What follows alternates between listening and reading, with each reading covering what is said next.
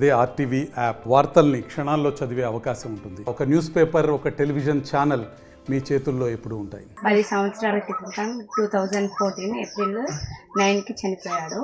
అప్పటి నుండి తను లేకున్నా తను మా మధ్యలో ఉన్నాడన్న ఫీలింగ్తోనే ఉన్నాడు. ఇట్లనే కంటిన్యూ అని మేము విగ్రహం, మా నాన్న మా పొలంలో విగ్రహం కట్టించాడు. ప్రతి ఏడాది రాఖీకి మేము వచ్చి రాఖీ మా అన్నయ్య ఉన్నాడు, ఖచ్చితంగా ఇక్కడనే ఉన్నాడు, మాతో పాటే ఉన్నాడు అని అనుకొని ప్రతి ఏడాది మేము రాఖీ కట్టేస్తాము. అట్లనే ఇదో మేము ఈ పండగనే సెలబ్రేట్ చేసుకుంటాము. మాలో లేడు కాబట్టి ఈ విధంగా అయినా చేసుకుంటాము. మేము ముగ్గురం అక్క చెల్లెలము, ఒక్కడే అన్నయ్య. ఇట్లా వచ్చి ప్రతి ఏడాది ఇది చేసి మళ్ళీ ఆగస్టు 15కి జెండా, జనవరి 26కి జెండా పథకం, ఇది మాత్రం మేము పండగలాగా భావిస్తాం. ఈ మూడు సెంట్రల్ గవర్నమెంట్ ఇచ్చింది కానీ స్టేట్ గవర్నమెంట్ ఏం సాధించలే.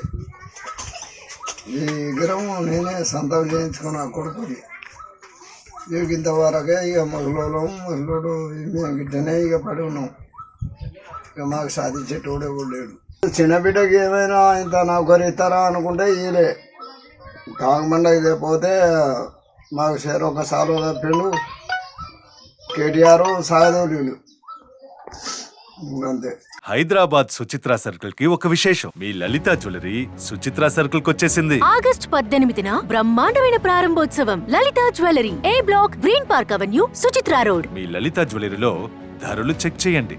డబ్బులు చాలా చాలా ఆదా చేస్తారు. డబ్బులు ఎవరికి ఊరికే రావు.